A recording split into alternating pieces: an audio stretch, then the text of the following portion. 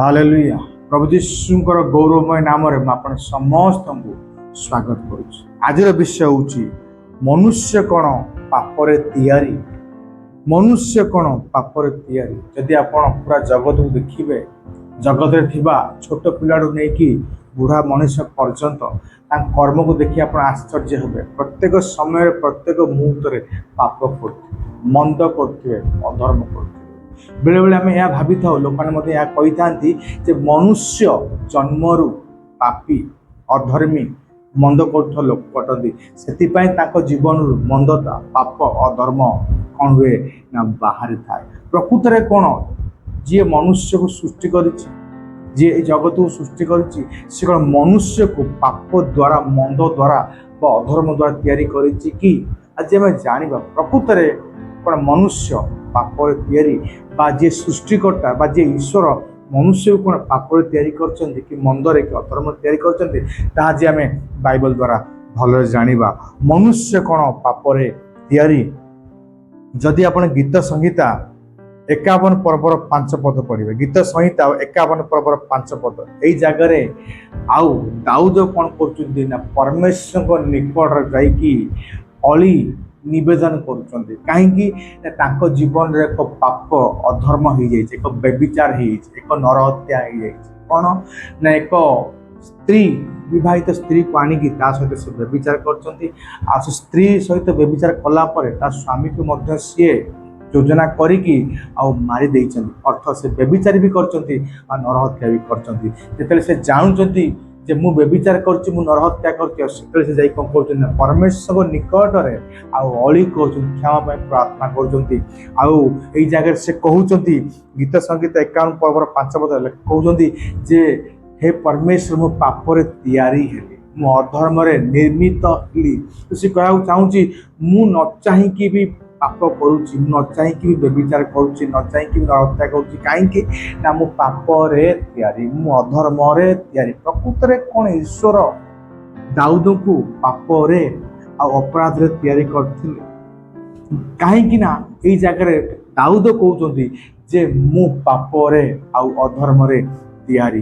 ଆସନ୍ତୁ ଆମେ ଜାଣିବା, ଯଦି ଆଦି ପୁସ୍ତକ 1 ପର୍ବର 26 ପଦ ପଢ଼ିବେ, ଆଦି ପୁସ୍ତକ 1 ପର୍ବର 26 ପଦ, ଏଟା ଲେଖା ହେଉଛି ପରମେଶ୍ୱର ଏଠି କ'ଣ କରୁଛନ୍ତି ନା ମନୁଷ୍ୟକୁ ସୃଷ୍ଟି କରୁଛନ୍ତି, ଆଉ ସିଏ ନିଜର ସାଦୃଶ୍ୟରେ, ନିଜ ପ୍ରତିମୂର୍ତ୍ତିରେ କ'ଣ କରୁଛନ୍ତି ନା ସୃଷ୍ଟି କରୁଛନ୍ତି।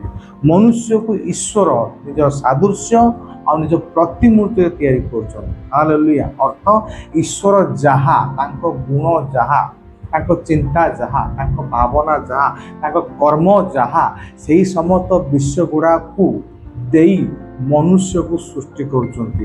ଯଦି ଈଶ୍ୱରଙ୍କର ଗୁଣ, ଈଶ୍ୱରଙ୍କ ଚିନ୍ତା, ଈଶ୍ୱରଙ୍କ ଭାବନା, ଈଶ୍ୱରଙ୍କ କର୍ମ ସବୁଯାକ ପାପ ଅଟେ, ତ ଆମେ କ'ଣ ଜାଣିବା ନା ମନୁଷ୍ୟ ମଧ୍ୟ ପାପ ଦ୍ୱାରା ତିଆରି। କାରଣ ଯେଉଁ ଈଶ୍ୱର ମନୁଷ୍ୟକୁ ତିଆରି କଲେ, ସେ ମନୁଷ୍ୟ ସେ ଈଶ୍ୱର ଭିତରେ ଯଦି ପାପ ବାସ କରୁଛି, ଅଧର୍ମ ବାସ କରୁଛି, ମନ୍ଦତା ବାସ କରୁଛି, ସେ ଈଶ୍ୱର ଯାହାକୁ ବନେଇବ ସେ ମନୁଷ୍ୟ ମଧ୍ୟ ପାପ, ଅପରାଧ, ମନ୍ଦ ବା ଅଧର୍ମରେ ତିଆରି ହେବ। ଏଇଟା ଲେଖା ହେଉଛି ଯେ ଈଶ୍ୱର କ'ଣ କଲେ, ନିଜ ସାଦୃଶ୍ୟରେ, ନିଜ ପ୍ରତିମୂର୍ତ୍ତିରେ କ'ଣ କଲେ ନା ଆଉ ମନୁଷ୍ୟକୁ ବନେଇଲେ। ତ ବର୍ତ୍ତମାନ ଜାଣିବା ଯେ ଯେଉଁ ଈଶ୍ୱର ନିଜ ପ୍ରତିମୂର୍ତ୍ତି, ନିଜ ସାଦୃଶ୍ୟରେ ବନେଇଲେ, ସେ ଈଶ୍ୱର ଚରିତ୍ର ପ୍ରକୃତରେ କ'ଣ, ତାଙ୍କ ଗୁଣ କ'ଣ, ତାଙ୍କର ଭାବନା ଚିନ୍ତା କ'ଣ, ତାଙ୍କ କର୍ମ କ'ଣ। ଯଦି ଆମେ ପ୍ରଥମ ଯୋହନ 4 ପର୍ବର 8 ପଦ ପଢ଼ିବା, ପ୍ରଥମ ଯୋହନ 4 ପର୍ବର 8 ପଦ, ଏଟା ଲେଖା ହେଇଛି ଯେ ପ୍ରେମ କରେ ନାହିଁ ସେ ଈଶ୍ୱରଙ୍କୁ ଜାଣେ ନାହିଁ। କାହିଁକି ନା ଈଶ୍ୱର ତ ପ୍ରେମ। ହାଲେଲୁୟା। ଅର୍ଥ ଯଦି ଆମେ ପରସ୍ପରକୁ ପ୍ରେମ କରୁନେ, ତାହେଲେ ଆମେ ଈଶ୍ୱରଙ୍କୁ ଜାଣି ନାହିଁ। କାହିଁକି ଜାଣି ନାହିଁ? କାରଣ ଈଶ୍ୱର ହେଉଛନ୍ତି ପ୍ରେମ। ହାଲେଲୁୟା।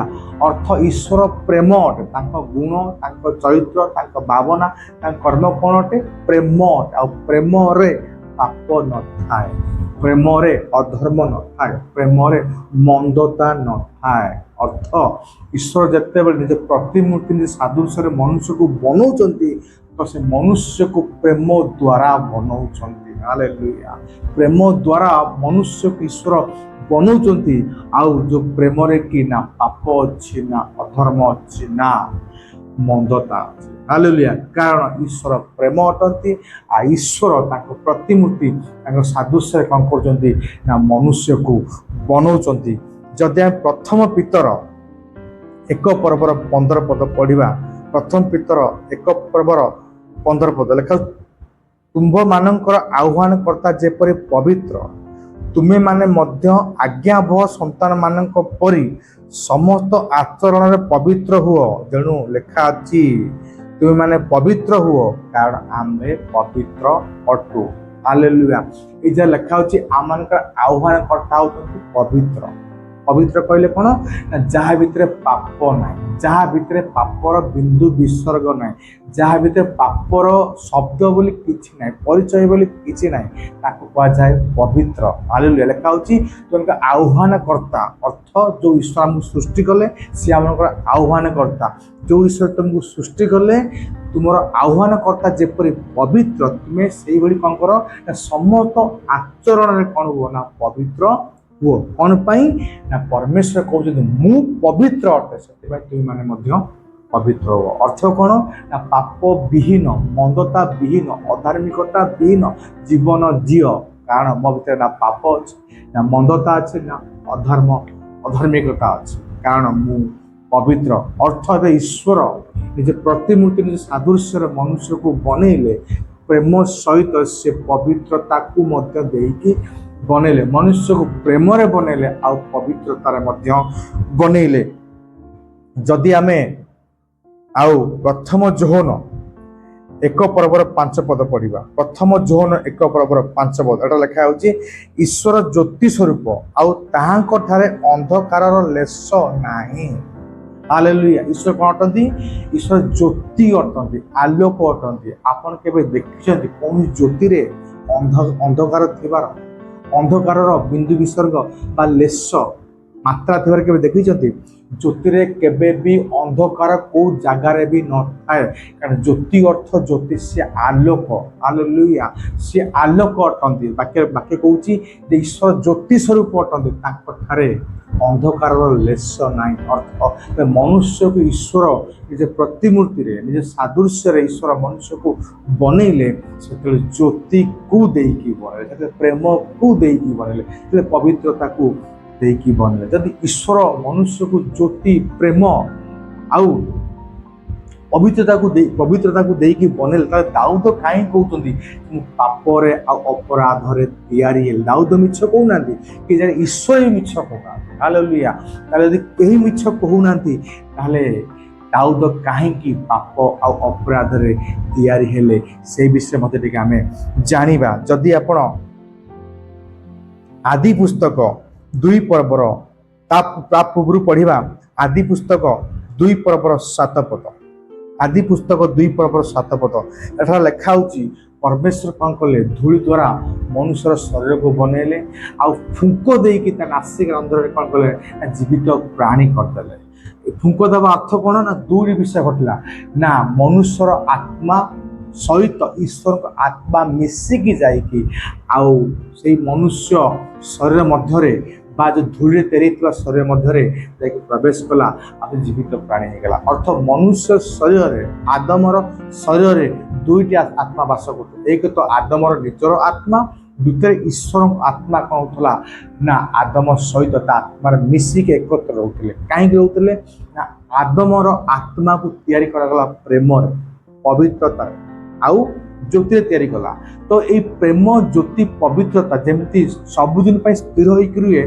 से कौन ना ईश्वर को आत्मा जे कि प्रेम ज्योति और पवित्रता अटंती सहित एकीभूत होकर रहे जेपरी केवि भितर ना पवित्रता ना प्रेम आ ज्योति आदम आत्मा जे कि आदम अटंती भर सर से कौन कले ना आदम को आत्मा सहित ईश्वर निजे आत्मा होगी सहित बास कले बर्तमान पढ़ा आदि पुस्तक 2 पर्वर 16 पद आदि पुस्तक 2 पर्वर 16 पद लेखा सत्सद ज्ञानदायक वृक्षर फल खाइब नाही जो दिन खाइब से दिन तुम कौन हम ना मरीज हालेलुया प्रभु मना करते जे तुम गोटे गछर फल खाइबा गुरुत्वपूर्ण नुह इम्पोर्टाट नुह गुरुत्वपूर्ण इम्पोर्टाट कौन ना ईश्वर आज्ञा ଯଦି ଆମେ ଈଶ୍ୱରଙ୍କ ଆଜ୍ଞାକୁ ନ ମାନୁ ସେତେବେଳେ ଆମ ଦ୍ୱାରା ପାପ ହୋଇଥାଏ। ଯଦି ଆମେ ପାପ କରିଥାଉ ସେତେବେଳେ ଈଶ୍ୱରଙ୍କ ଠାରୁ ଆମେ ଅଲଗା ହେଇଥାଉ, ଈଶ୍ୱରଙ୍କ ଆଜ୍ଞା ଠାରୁ ଆମେ ଅଲଗା ହେଇଥାଉ। ଅର୍ଥ ଯଦି ଜୀବନର ଆତ୍ମା, ପବିତ୍ରତା ଆତ୍ମା ଆଉ ଜ୍ୟୋତିର ଆତ୍ମା, ପ୍ରେମର ଆତ୍ମା, ପବିତ୍ରତାର ଆତ୍ମା ଆଉ ବାହାରିକି ପଳେଇବ, ତାହେଲେ ଆମମାନଙ୍କ ପ୍ରତି କ'ଣ ଘଟିବ ନା ମୃତ୍ୟୁ ଘଟିବ। ଯଦି ମୃତ୍ୟୁ ଘଟିବ ତାହେଲେ ମୃତ୍ୟୁର ଆତ୍ମା ଯିଏକି ଶୈତାନ ଅଟେ ସିଏ ଆସି ଆମ ଭିତରେ ବାସ କରିବ। ହାଲେଲୁୟା। ମନୁଷ୍ୟ କିପରି ପାପରେ ତିଆରି ହେଲା, କିପରି ପାପରେ ପଡ଼ିଲା? ଯେତେବେଳେ ଆଦମକୁ ମନା କରାଗଲା ଯେ ତୁମେ ଶସ୍ୟ ଜ୍ଞାନଦାୟକ ବୃକ୍ଷର ଫଳ ଖାଇବ ନାହିଁ, ଯେଉଁଦିନ ଖାଇବ ତୁମେ ସେଦିନ ମରିବ। ଅର୍ଥ ତୁମ ଭିତରେ ଯେଉଁ ଈଶ୍ୱରଙ୍କ ଆତ୍ମା ଅଛି, ତୁମକୁ ପ୍ରେମ ଦେଉଛି, ତୁମକୁ ପବିତ୍ରତା ଦେଉଛି, ତୁମକୁ ଜ୍ୟୋତି ଦେଉଛି, ତୁମକୁ ଜୀବନ ଦେଉଛି। ଯଦି ତୁମେ ଶସ୍ୟ ଜ୍ଞାନଦାୟକ ବୃକ୍ଷର ଫଳ ଖାଇବ ତାହେଲେ ତୁମେ ଆଜ୍ଞାକୁ ଉଲ୍ଲଂଘନ କରିବ। ଆଜ୍ଞାକୁ ଉଲ୍ଲଂଘନ କରିବ, ତୁମେ ପାପ କରିବ, ତୁମେ ପାପ କରିବ ତାହେଲେ ତୁମେ ମରିବ। ଅର୍ଥ ସେଇ ଆତ୍ମା, ଈଶ୍ୱରଙ୍କ ଆତ୍ମା ତୁମ ଭିତରୁ ବାହାରିକି ପଳେଇ ଆସିବ ଆଉ ତା ଜାଗାରେ ମୃତ୍ୟୁର ଆତ୍ମା ଆସିକି ବାସ କରିବ, ଯିଏକି ଶୈତାନର ଆତ୍ମା। ହାଲେଲୁୟା। ଆଉ ଏଇଭଳି ହିଁ ହେଇଛି। ଆଉ ଆଦମ କ'ଣ କରିଛନ୍ତି ନା ଈଶ୍ୱର ଆଜ୍ଞାକୁ ଅବଜ୍ଞା କରିଛନ୍ତି ଆଉ ସେ ଫଳକୁ ଖାଇଛନ୍ତି, ପାପ କରିଛନ୍ତି। ଆଉ ଯାହାଫଳରେ ଜୀବନର ଆତ୍ମା ଥିଲା ତାଙ୍କ ଭିତରେ, ପ୍ରେମର ଆତ୍ମା ଥିଲା, ପବିତ୍ର ଆତ୍ମା ଥିଲା, ଜ୍ୟୋତିର ଆତ୍ମା ଥିଲା, ସେ ଆତ୍ମା ବାହାରିକି ପଳେଇ ଆସିଛି। ଆଉ ଆଜ୍ଞା ନ ମାନିବା ଦ୍ୱାରା ଆଦମ ଏଇ ଜାଗାରେ ମରିଛନ୍ତି, ମୃତ୍ୟୁ ହୋଇଛି ତାଙ୍କର ଆତ୍ମିକ ଭାବରେ, କାରଣ ଈଶ୍ୱରଙ୍କ ଆତ୍ମା ବାହାରିକି ପଳେଇଛି ଆଉ ତା ଜାଗାରେ ମୃତ୍ୟୁର ଆତ୍ମା ଶୈତାନ ତା ଭିତରେ ବାସ କରିଛି। ହାଲେଲୁୟା। ଯଦି ଆପଣ ଏଫେସୀୟ ପୁସ୍ତକ 2 ପର୍ବର 2 ପଦ ପଢ଼ିବାଟା ଲେଖା ହେଉଛି, ଏକ ପ୍ରକାର ଆତ୍ମା ଅଛି ଯିଏକି କ'ଣ କରେ ନା ମନୁଷ୍ୟ ଭିତରେ ଥାଇକି ମନୁଷ୍ୟକୁ ପାପ ଆଉ ଅପରାଧ ଆଉ ମନ୍ଦ ଅଧର୍ମ କାର୍ଯ୍ୟ କାମରେ କ'ଣ କରିଥାଏ ନା କାର୍ଯ୍ୟରେ ତାକୁ ଲଗାଇଥାଏ। ତା ଭିତରେ ଥାଇକି ସେ ଫୋର୍ସ କରେ ଆଉ ତାକୁ ବାଧ୍ୟ କରେ ସେ ପାପ ଅଧର୍ମ ମନ୍ଦ କର୍ମ ଗୁଡ଼ାକ। ହାଲେଲୁୟା। ଯଦି ଆପଣ ରୋମିଓ ପୁସ୍ତକ 5 ପର୍ବ 12 ପଦ ପଢ଼ିବାଟା ଲେଖାଯାଉଛି ଯେ ଆଦମଙ୍କ ଠାରୁ ଯେତେ ଲୋକ ଜାତ ହେଲେ ଏ ସମସ୍ତେ କ'ଣ ହେଲେ ନା ପାପ ଆଉ ଅପରାଧରେ ସୃଷ୍ଟି ହେଲେ ବା ତିଆରି ହେଲେ। କାରଣ ଆଦମ ପାପ କଲେ, ଆଦମ ବି ଦୁଷ୍ଟାତ୍ମା ବା ଶୈତାନ ବାସ କଲା।